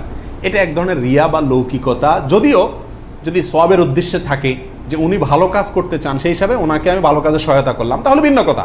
কিন্তু সাধারণত এই চিন্তাটা খুব কমই থাকে। এই জন্য কাউকে খুশি করার টার্গেটটা কোরবানিতে থাকা উচিত না। আর মা বাবা বা অন্যদেরও মনে রাখা উচিত, যার সামর্থ্য আছে সে দিবে, যে মূল কর্তা সে দিবে। এক্ষেত্রে আমার নামে দিল না, অমুকের নামে দিল না, অমুকের পক্ষ থেকে দিল না, এই জন্য মন খারাপ করা তাদেরও উচিত না, এটা বোকামি। 25 নম্বর প্রশ্ন হলো, কয়েকজন মিলে এক ভাগ কোরবানি দিতে পারবে কিনা? 2 জন, 3 জন, 4 জন, 5 জন মিলে এক ভাগ কোরবানি দিতে পারবে কিনা? প্রবাসে দেখা যায় একটা রুমে 3 জন 4 জন আছে, তো কোরবানিদের দিন 4 জন মিলে যায় কি করে, একটা ছাগল কিনে নিয়ে আসে, আয়না জবাই করে। তো 4 জন মিলে যদি একটা ছাগল দেয়, অথবা একটা অংশ গরুতে হোক অথবা ছাগলে হোক, কোরবানিতে যদি একাধিক ব্যক্তি যদি এক অংশ দেয়, কোরবানি হবে? হবে না। একটা অংশ একজন দিবে, সেখানে কয়েকজন যদি সেখানে অর্থায়ন করে, কয়েকজন ভাগ বসায়, আর এক অংশ কয়েকজন মিলে দেয়, তাহলে কি হবে না? কোরবানি হবে না, ওটা গোশত খাওয়া হবে। প্রবাসে যারা, যেসব ভাইয়েরা, লক্ষ লক্ষ ভাইয়েরা প্রবাসী আছেন, দেখা যায় যে 5 জন, 6 জন, 7 জন একটা রুমে আছেন, তো তারা সবাই মিলে একটা ছাগল কিনে এনে গোশত খান, কোরবানি তাদের উদ্দেশ্য থাকে না। আমি তাদেরকে অনুরোধ করব যে আপনারা কেন একটা পদ্ধতি অবলম্বন করেন না, যাতে আপনাদের কোরবানির সওয়াব হবে, গোশতও খাওয়া হবে। সেটা হলো এই, আপনাদের 6 জনের মধ্যে সবাই টাকাটা একজনকে মালিক বানায় দেন, যে ভাই আপনি সিনিয়র মানুষ বা আপনি বড় ভাই, আপনাকে আমরা সবাই মিলে 100 করে 500 রিয়াল দিলাম, আপনি এই টাকা দিয়ে একটা ছাগল আয়না কোরবানি করেন। উনি ওনার জন্যই কোরবানি করলো, আপনারা সবাই টাকাটা দিলেন, তাহলে আপনারা যে সহায়তা করলেন সব পেলেন কি পেলেন না? আর ওনার কোরবানিটাও হয়ে গেল, গোশতও খাওয়া হয়ে গেল, একসাথে সবগুলা পাখি এক ডিলে মারা গেল। আর যদি সবাই ঈদের দিনই জবাই করবেন ছাগল, তাহলে কোরবানি কেন করবেন না? একটু চালাক হলেই কোরবানির সওয়াবটাও হয়ে যাচ্ছে, গোশত খাওয়াটাও হয়ে যাচ্ছে। প্রবাসী ভাইদের ভিতরে এই সমস্যাটা প্রচুর পরিমাণ দেখা যায়, যে 5-6 জন মিলে ছাগল কিনে কোরবানির নিয়ত কেউই করে না, অথবা সবাই মিলে কোরবানির নিয়ত করে, যার দুইটাই কি ভুল। 26 নম্বর প্রশ্ন হলো, কোরবানির টাকা অন্য কেউ যদি দিয়ে দেয়, তাহলে কোরবানি হবে কিনা? আমি গরিব মানুষ, আমি কোরবানি করতে চাচ্ছি, অথবা সামর্থ্যবান, আমাকে একজনে টাকা দিয়ে দিল যে আপনাকে একটা ছাগল দিয়ে দিলাম, অথবা আপনার ছাগলের টাকা দিয়ে দিল যে আপনি কোরবানি দিয়েন। আমার পক্ষ থেকেই কোরবানি দেওয়ার জন্য কেউ আমাকে টাকা দিয়ে সহায়তা করলো, হেল্প করলো, এতে আমার কোরবানি দিলে কোরবানি হবে কি হবে না? কি বলেন আপনারা? হবে। যদি কেউ টাকা দিয়ে আপনাকে কোরবানির জন্য সহায়তা করে, ছাগল কিনে দিল, গরু কিনে দিল, কোরবানির অংশের টাকা দিয়ে দিল, আপনার পক্ষ থেকে কোরবানি দেওয়ার জন্যই আপনাকে টাকা দিছি, তার টাকা দিয়ে আপনি নিজে কোরবানি দিলেন নিজের পক্ষ থেকে, এটাতে কোনো অসুবিধা নাই। যে কোনো অর্থনৈতিক ইবাদতে অর্থটা যদি দ্বিতীয় পক্ষ দিয়ে দেয়, অন্য কেউ দিয়ে দেয়, এবং তার টাকা দিয়ে আপনি ইবাদতটা করেন, তাহলে জায়েজ আছে। যেমন আপনি হজ করবেন, আপনি ওমরা করবেন, আপনাকে হজের টাকাটা আমি দিয়ে দিলাম, আপনি হজ করবেন, আমি দিয়ে দিলাম, আমি এটা আমার পক্ষ থেকে করার জন্য দেই না, আপনার হজ আপনি করেন, আমি টাকা দিয়ে দিলাম, হেল্প করলাম আপনাকে, অথবা কিছু হেল্প করলাম, এটাতে কোনো অসুবিধা নাই। ওমরার ক্ষেত্রেও নাই, ঠিক কোরবানির ক্ষেত্রেও অন্য কেউ টাকা দিলেও আপনার পক্ষ থেকে কোরবানি করার জন্য যদি অর্থায়ন করে বা সহায়তা করে বা টাকা দেয়, সেই টাকা দিয়ে আপনি কোরবানি দিলে কি হবে? আপনার কোরবানি হয়ে যাবে। 27 নম্বর প্রশ্ন হলো, লোন করে কোরবানি করা যাবে কিনা, হাওলাত করে ঋণ করে কোরবানি করা যাবে কিনা? এর উত্তর হলো যাবে, যদি সেই ঋণের টাকাটা দেওয়ার মতো ব্যবস্থা বা ইচ্ছা সদিচ্ছা থাকে, তাহলে ঋণ করেও কি দেওয়া যাবে? ঋণ করে ভালো কাজ করা যায়। 28 নম্বর প্রশ্ন হলো, ঋণগ্রস্ত ব্যক্তির জন্য কোরবানি দেওয়া উত্তম নাকি ঋণ দেওয়া উত্তম? উত্তর হলো ঋণ দেওয়া উত্তম, কারণ কোরবানির চাইতে তার জন্য ঋণের গুরুত্ব বেশি। সে যদি ঋণগ্রস্ত হয়, তার জন্য কোরবানি ইসলামী শরীয়তে তার জন্য কোরবানি না, তার জন্য ঋণ দেওয়া জরুরি। সে ঋণ পরিশোধ করবে, এরপরে টাকা থাকলে কোরবানি দিবে, না থাকলে কোরবানি দিবে না। কিন্তু আমাদের আজকাল অবস্থা হলো, ঋণ থাকলেও আমরা কোরবানি দিই, কারণ না দিলে মুখ রক্ষা হয় না, ছেলে মেয়ে কার দিকে চেয়ে থাকবে, গোশত কোত্থেকে খাবে। অতএব এগুলা কোরবানি না, এগুলা নিছক গোশত খাওয়া এবং ফুর্তি। 29 নম্বর প্রশ্ন হলো, হাজি সাহেবদের জন্য দেশে কোরবানি করা জরুরি কিনা? যারা হজ করতে আসছেন তারা দেশে তাদের পক্ষ থেকে কোরবানি দিতে হবে কিনা? উত্তর হলো না। হাজি সাহেবরা যারা আসছেন তারা হজ করতে এসে হজের পরে তারা দমে শকর দিচ্ছেন, শুকরিয়া স্বরূপ যে দম দিচ্ছেন, যেটাকে আমরা কোরবানি বলি, এখানে দিচ্ছেন, তাদের জন্য দেশে তাদের পক্ষ থেকে আর কোরবানি দেওয়া কিনা জরুরি না। তাছাড়া তারা মুসাফির অবস্থায় মুসাফির ব্যক্তির জন্য কি দিতে হয় না? কোরবানি দিতে হয় না। 30 নম্বর প্রশ্ন হলো, বিয়ের অলিমার গোশত সংগ্রহের জন্য কোরবানি করা জায়েজ আছে কিনা? আমাদের দেশে উল্লেখযোগ্য সংখ্যক বিয়ে হয়ে থাকে কোরবানিদের পরে। আপনারা খেয়াল করবেন, আগদ হয়তো আগে পরে হয়, খাওয়ান দাওয়ানের অনুষ্ঠান হয় কোরবানিদের পরে। আল্লাহ মাফ করুক, কোরবানির সময় তো গরু একটা এমনি জবাই করা লাগে, তো ওই সময় যদি অলিমার অনুষ্ঠানটা বা বৌভাতের অনুষ্ঠানটা করা যায়, তাহলে তো ওই গোশত দিয়েই সারা যায়, গোশতের টাকাটা বেঁচে যায়। যদি কারোর এরকম উদ্দেশ্য থাকে, তাহলে সেক্ষেত্রে তার কোরবানি হবে না। আর যদি কেউ মনে করে যে না, ঈদের পরে সবাইকে পাইতে সুবিধা হয়, সেজন্য ওই টাইমটাতে করতেছি, অথবা আপনার কোরবানি করলাম, অলিমার জন্য আলাদা গরু জবাই করলাম, অথবা আপনার কোরবানির গোশত অলিমার জন্য করি না, আমি অলিমা করলেও একটা গরু দেই, অন্য বছর না থাকলেও একটা গরু আল্লাহর জন্য দেই, এরকম যদি কেউ থাকে তাহলে তার জন্য জায়েজ আছে। আর তা না হলে এই কোরবানির গোশত দিয়ে অলিমা সারা, অনুষ্ঠান সারা, এটা যদি ওই উদ্দেশ্যে করে, তাহলে সেক্ষেত্রে এটা কোরবানি হবে না, বরং এটা এক ধরনের তামাশা হবে কোরবানির নামে। 32 নম্বর প্রশ্ন হলো, কোরবানির সুন্নাহ পদ্ধতি কি, কোন দিকে ফিরে জবাই করতে হবে?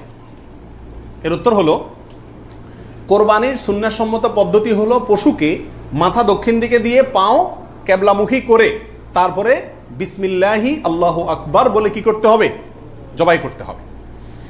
জবাই করার ক্ষেত্রে সাধারণত পশুর কানকে গলার দিকে টেনে ধরলে যে জায়গায় এসে কান থামে, ওই জায়গা বরাবর যদি ছুরি চালানো হয়, তাহলে খুব দ্রুত পশুর জবাই হয়ে যায়, কষ্ট কম হয়, হাঁডি টাডির উপরে যায় না সাধারণত। বাকি এই জায়গাটা ধরে যেখানে হাড্ডি নেয় সেখানে ছুরি চালানো এবং পশ্চিম দিকে ফিরিয়ে দক্ষিণমুখী করে করা। যদি কেউ অন্য কোনো দিকে ফিরে করে ফেলে, তাহলেও তার কোরবানি হয়ে যাবে, কিন্তু এটা সুন্নাহর খেলাফ হলো। রাসূল আকরাম সাল্লাল্লাহু আলাইহি সাল্লাম থেকে এভাবে কোরবানি করাটাই প্রমাণিত আছে। 32 নম্বর প্রশ্ন হলো, কোরবানির ভাগিদারদের নাম জপা কোরবানির পরে এটা জরুরি কিনা? আপনারা দেখবেন, ভাগিদারে কোরবানি যদি দেয়, তাহলে লিস্ট লিখতে লিখতে অবস্থা খারাপ হয়ে যায়, এবং যিনি কোরবানির পশু জবাই করেন ওই হুজুর নাম নিতে নিতে অবস্থা খারাপ। আল্লাহর নামে এতবার নেয় কিনা সন্দেহ, এতবার ওই ভাগিদারদের নাম নেয়, কারণ ভালো করে নাম নিলে টাকা পাওয়াও, কোরবানি জবাইয়ের টাকা পাওয়াও কঠিন হয়ে যাবে। তো এটা জরুরি কিনা? উত্তর হলো, এটা মুস্তাহাব। কোরবানি করার পরে আল্লাহুম্মা তাকাব্বালহু মিন ফুলান ফুলান ফুলান, আল্লাহ এটাকে অমুকের পক্ষ থেকে নাম ধরে তাদের পক্ষ থেকে কবুল করুন, এরকম বলাটা মুস্তাহাব, উত্তম। রাসূল আকরাম সাল্লাল্লাহু আলাইহি ওয়াসাল্লাম নিজেও বলেছেন, আল্লাহ এটা আমার পক্ষ থেকে কবুল করেন, এটা আমার উম্মতের পক্ষ থেকে কবুল করেন, আমার পরিবার, এটা আমার উম্মতের পক্ষ থেকে। তাহলে এভাবে সবাইয়ের পক্ষ থেকে কোরবানি, যে কয়জন দিচ্ছে তাদের পক্ষ থেকে কোরবানি হচ্ছে, এই কথাটা, এবং তাদের পক্ষ থেকে আল্লাহ কবুল করেন, এটা বলাটা উত্তম, মুস্তাহাব কিন্তু কিনা। কোনো কারণে যদি এটা কেউ বলতে ভুলেও যায়, নিয়ত যেহেতু আছে আল্লাহ জানেন, অতএব কি হয়ে যাবে? কোরবানি হয়ে যাবে। 33 নম্বর প্রশ্ন হলো, শ্বশুর বাড়ি থেকে কোরবানির পশু হাদিয়া নেওয়া জায়েজ আছে কিনা? জোরে সোরে এই কালচারটা ইদানিং ছড়াইতেছে, মানুষের টাকা পয়সাও হয়েছে, তো এই জন্য ওই মেয়ের বাপের বাড়ির পক্ষ থেকে ছেলের বাপের বাড়িতে গরু পাঠায়, ছাগল পাঠায়। আগে পাঠাইতো রান, কল্লা, গোশত। এখন গোশত, কল্লা আর রানে জামাইরাও খুশি না, আর বাপ মাও দিয়া সন্তুষ্ট না। এই জন্য পাঠায় ডাইরেক্ট গরু বা ছাগল, এটা জায়েজ আছে কিনা? উত্তর হলো, যদি হাদিয়া হিসাবে দেয়, তাদেরও সামর্থ্য আছে, অভাব নাই, আর এটা লোকচক্ষু ভয়ে অথবা সমাজের মানুষের বলার ভয়ে বা অন্য কোনো কারণে না দেয়, এমনি আসলেই হাদিয়া দিছে, তাহলে তো হাদিয়া নেওয়া তো জায়েজ আছে, বরং সুন্নাত। কিন্তু যদি এটা হয় যে না দিলে জামাই কি বলবে, জামাইয়ের মা খোঁচাবে, অমুকরা খোঁচাবে, তমুকরা খোঁচাবে, এসব কারণে যদি দেয়, তাহলে সেটা গ্রহণ করা জামাইয়ের পরিবারের জন্য কি হবে না? জায়েজ হবে না। এবং এটা খুবই বাজে একটা কালচার। উচিত তো হলো জামাই বাবা জিয়ে শাশুড়ির জন্য, শ্বশুরবাড়ির জন্য গরু ছাগল পাঠানো, এটা হলো উচিত। কারণ তারা সারা জীবন এই মেয়েটাকে বড় করে লাখ লাখ টাকা ইনভেস্ট করে মানুষ করে আমাকে দিয়ে দিছে, আমি বছরে বছরে একবার করে তাদের একটা গরু ছাগল দিতে পারলে ভালো হয়। খবরদার, আবার শ্বশুর বাড়িতে দিলেন, বাহর বাড়িতে কিছুই দিলেন না। অনেকে আছে শ্বশুর বাড়ির অন্ধ, আবার সেটাও আবার সঠিক না। ব্যালেন্স রাখতে হবে। আল্লাহ তৌফিক দান করুন। 35 নম্বর প্রশ্ন হলো, বৈদ্যুতিক মেশিনে জবাই করা জায়েজ আছে কিনা? আপনারা জানেন যে উন্নত দেশগুলোতে বৈদ্যুতিক মেশিন দিয়ে জবাই করার একটা কালচার প্রচলিত আছে, বা অটোমেটিক মেশিন দিয়ে জবাই করার কালচার আছে। এটা দিয়ে জবাই করলে জবাই হবে কিনা? উত্তর হলো, পশু জবাই হওয়ার জন্য শর্ত হলো পশুর নির্দিষ্ট কয়েকটা রগ আছে, রগগুলা কাটা যেতে হবে এবং রক্ত প্রবাহিত হইতে হবে। যদি কোনো বৈদ্যুতিক শক ইত্যাদির মাধ্যমে পশুকে দুর্বল করে ফেলা হয়, যে দুর্বল করার ফলে অনেক সময় বাঁচে কিনা এটাই সন্দেহ হয়, এরপরে ছুরি চালানো হয়, তাহলে ওই পশু দিয়ে কোরবানি করা জায়েজ হবে না। কারণ যে দুর্বল বানায় তাকে কি করা হচ্ছে? জবাই করা হচ্ছে, বিধায় এটা জায়েজ নাই। আর যদি ছুরি দিয়ে করা হয় এবং মানুষের হাত না লাগে এবং বিসমিল্লাহ বলা হয়, মুসলমানে সুইচ চালায়, তাহলে সেক্ষেত্রে ছুরি দিয়ে যদি জবাই হয়, কাটা যায়, তাতে কি হবে? কোরবানি হয়ে যাবে ইনশাআল্লাহ, এবং জবাই বিশুদ্ধ হবে। 35 নম্বর প্রশ্ন হলো, জবাইয়ের সময় বিসমিল্লাহ বলতে যদি কেউ ভুলে যায়, তাহলে কি করবে? এর উত্তর হলো, নিজের পশু তো নিজে জবাই করা উত্তম। যারা প্রফেশনাল জবাই করেন মৌলভী সাহেবরা, তারা তো ভুলের কথা না, কারণ তাদের অভ্যাসই আছে। নিজেটা নিজে করতে গেলে ডরে ভয়ে ভুলেও যেতে পারে। যদি কেউ ভুলে যান, ভয়ের কোনো কারণ নাই। মুসলমান যদি ভুলেও যায়, তবুও সেই পশু হালাল হবে, খাওয়া হারাম হবে না। ইচ্ছাকৃত যদি কেউ বিসমিল্লাহ না বলে, সেটা ভিন্ন কথা, সেটা সমস্যা আছে। কিন্তু ভুলে যদি বিসমিল্লাহ না বলে, তাতে পশু হালালই থাকবে, হারাম হবে না ইনশাআল্লাহ। 36 নম্বর প্রশ্ন হলো, কোরবানিকারীকে কি চুল, নখ ইত্যাদি কাটা থেকে বিরত থাকতে হবে? উত্তর হলো হ্যাঁ। নবী আলাইহিস সালাম বলেছেন, মান আরাদা আন ইউদাহিয়া, যে ব্যক্তি কোরবানি করার ইচ্ছা রাখে, পোষণ করে, ফালা ইয়াখুয মিন শা'রিহি ওয়া আযফারিহি শাইআ, সেই জন্য তার নখ, চুল ইত্যাদি কোনো কিছুতে হাত না দেয়। কোরবানির ঈদের 10 দিন আগে, চাঁদ যেদিন উঠবে ওই দিন থেকে নিয়ে ঈদের দিন পর্যন্ত এগুলো করা যাবে না। কি করা যাবে না? চুল, নখ ইত্যাদি কাটা যাবে না, কাটবে না কোরবানিকারী ব্যক্তি। কোরবানি দেওয়ার পরে চুল, নখ ইত্যাদি কাটবে, এটা খেয়াল রাখা উচিত। 37 নম্বর প্রশ্ন হলো, কোরবানিকারী ব্যক্তি এই 10 দিন দাড়ি শেভ করতে পারবে কিনা? জটিল একটা প্রশ্ন। কোরবানি করবেন, বাকাওয়াতি করবেন, খুব ভালো কথা, জায়গায় এসে ধরা গেছেন, দাড়ি শেভ করতে পারবেন কিনা? উত্তর হলো না। দাড়ি তো কোরবানি করলেও শেভ করা যাবে না, না করলেও শেভ করা যাবে না, এটা তো সর্বাবস্থায় চাঁচা হারাম। সেক্ষেত্রে কোরবানির এই সিজনগুলোতে এসে গুরুত্বটা আরো বাড়ে। একে তো এমনি হারাম, আবার কোরবানি করছেন, সেজন্য নবী সাল্লাল্লাহু আলাইহি ওয়াসাল্লাম বলছেন আপনি যেন না ধরেন, এগুলোতে হাত না দেন। তাহলে কোরবানি করার যদি ইচ্ছা থাকে, আল্লাহকে সন্তুষ্ট করতে আসলেই মনে চান, তাহলে এই 10 দিন দাঁড়িয়ে কি করতে পারবেন না? শেভ দিতে পারবেন না। খোঁচা খোঁচা দাঁড়িয়ে নিয়ে কি করতে হবে? মসজিদে যেতে হবে। কোরবানি দেওয়া শেষ, এবার কি করতে পারবেন? দাঁড়িয়ে শেভ করতে পারবেন না, তাও যাবে না। আল্লাহ আমাদের বোঝার তৌফিক দান করুন। 38 নম্বর হলো, কোরবানির গোশত দিয়ে দিনের প্রথম খানা খেতে হয়, এই কথাটা কতটুকু সঠিক? উত্তর হলো পুরাই সঠিক। রাসূল আকরাম সাল্লাল্লাহু আলাইহি সাল্লাম থেকে বর্ণিত হয়েছে যে তিনি ঈদুল আজহাতে, ঈদুল ফিতরের ব্যতিক্রম করতেন। ঈদুল ফিতরে কিছু একটা মিষ্টি খেয়ে, খেজুর টেজুর খেয়ে তারপরে ঈদগাহে যেতেন। আর ঈদুল আজহাতে সারাদিন কিছু খেতেন না, কোরবানির পশুর গোশত দিয়ে প্রথম খানা খেতেন দিনের। অতএব আপনি গরু দেন, ছাগল দেন, যেটা দিয়ে কোরবানি করেন, দিনের প্রথম খানা কি দিয়ে হওয়া উত্তম?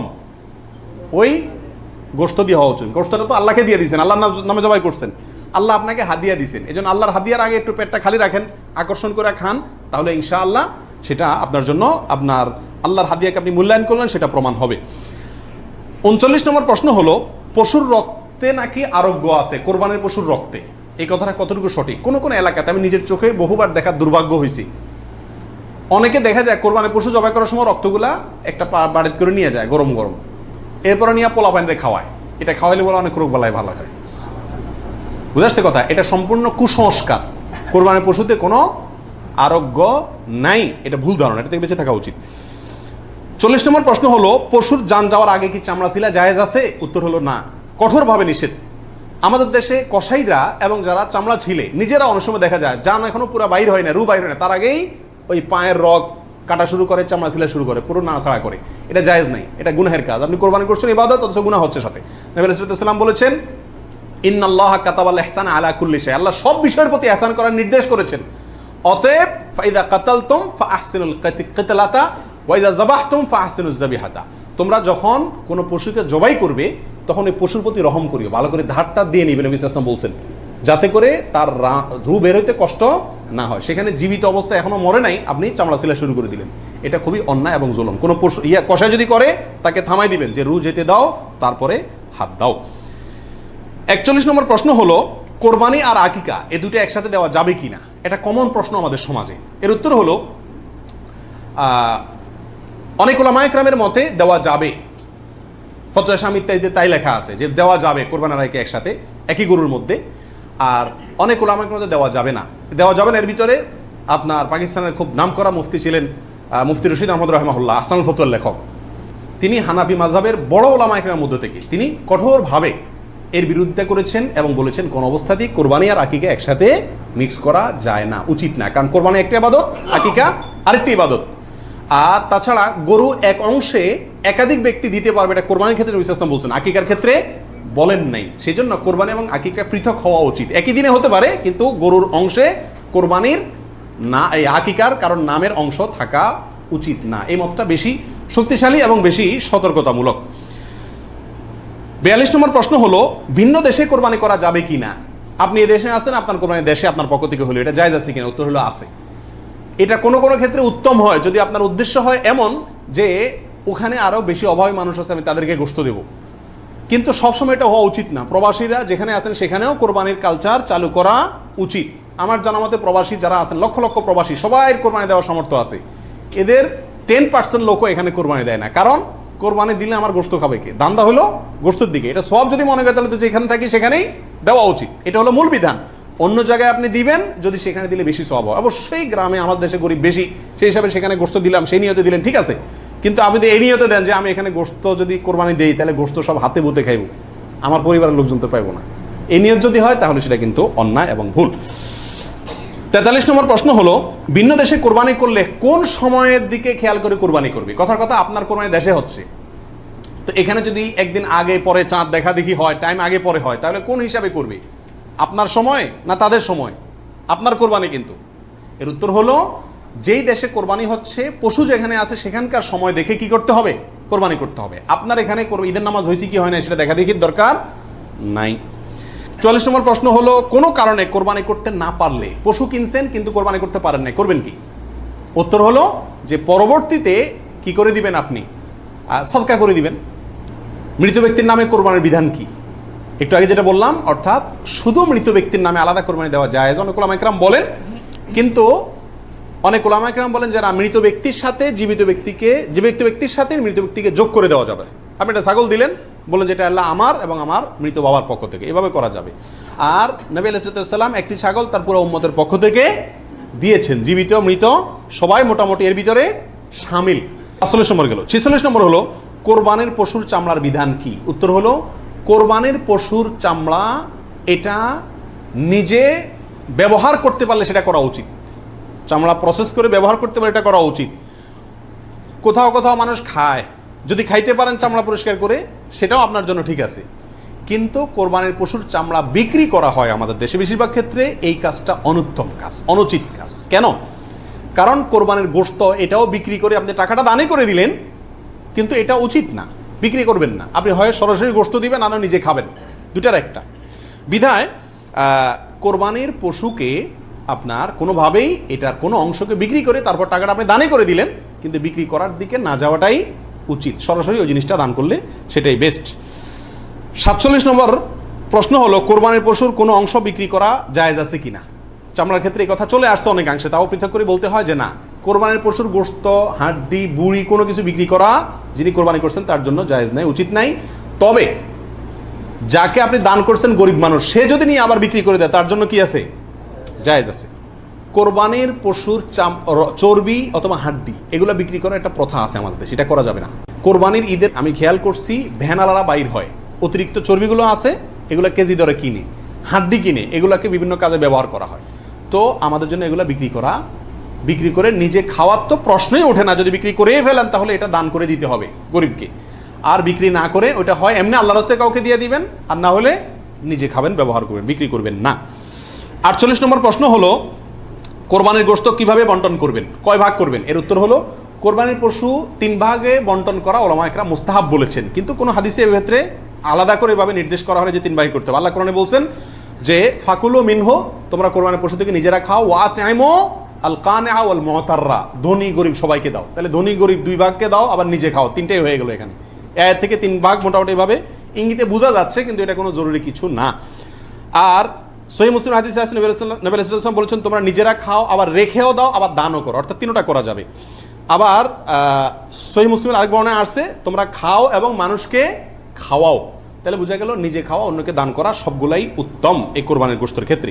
49 নম্বর প্রশ্ন হলো সমাজের ভাগ বলে একটা ভাগ প্রচলিত, যেটা জায়েজ আছে কিনা। অনেক এলাকাতে কোরবানি করার পরে সমাজের ভাগ উঠায় নেয় জোর করে বা বলা ছাড়া, জোর করা লাগে না, এমনি সবাই দেয়। এটা জায়েজ আছে কিনা? উত্তর হলো এটা উচিত না, এটা অন্যায়। কেন? কারণ আমরা 5 জন মিলে একটা গরুতে অংশগ্রহণ করলাম, দিলাম, এখন সমাজে 1 ভাগ নিয়ে তাদের মতো গরিবকেই দিল তারা, কিন্তু আমার হয়তো অন্য গরিব আছে আত্মীয় স্বজন, আমি তাদেরকে দেবো, কিন্তু তারা তো তাদের মতো দিচ্ছে। এটা উচিত না। আমার গোশতটা আমি কি করবো না করবো সম্পূর্ণ আমাকে স্বাধীনতা দিয়েছে ইসলাম, বিধায় সেখানে এরকম অঘোষিতভাবে চাঁদাবাজি বা হয়তো অনেকে সন্তুষ্ট হয়ে দেয়, কিন্তু কারোর মনে অসন্তুষ্ট থাকতে পারে। যদি থাকে তাহলে এটা জটিলতা দেখা দিবে। এই জন্য কি হবে না, এটা উচিত হবে না, যার যারটা তাকে ভাগ করতে দেওয়া উচিত এবং উত্তম। 50 নম্বর প্রশ্ন হলো কোরবানির পশু অমুসলিমকে দেওয়া যাবে কিনা। উত্তর হলো কোরবানির গোশত অমুসলিমকে খাওয়ানো যাবে, অসুবিধা নেই, শরীয়তে কোথাও নিষেধাজ্ঞা নাই, অমুসলিমকেও খাওয়ানো যাবে। 51 নম্বর প্রশ্ন হলো কোরবানির গোশত 3 দিনে বেশি রাখা জায়েজ আছে কিনা। উত্তর হলো জায়েজ আছে, 3 দিনে বেশি রাখা যাবে না এমন কোনো কথা নাই। 52 নম্বর প্রশ্ন হলো কোরবানির গোশত শুকায়া রাখা জায়েজ আছে কিনা। যে এলাকায় ফ্রিজ নাই তারা শুকায়া রাখতে পারবে কিনা। অনেকে বলেন আমাদের দেশে যে কোরবানির গোশত কি কারণ যায় না, শুটকি বানানো যায় না, এতে গরুর কষ্ট হয়, পশুর কষ্ট হয় বা গুনাহ হয়। এগুলা মন গড়া কথাবার্তা, এটা সঠিক নয়। বরং যে কোনোভাবে আপনি চাইলে কি করতে পারবেন, গোশত রাখতে পারবেন। আল্লাহ সুবহানাহু ওয়া তাআলা আমাদের সবাইকে বিশুদ্ধ রূপে সঠিকভাবে কোরবানি করার তৌফিক দান করুন। জাযাকুমুল্লাহ ওয়া আখিরু দাওয়ানা আলহামদুলিল্লাহ।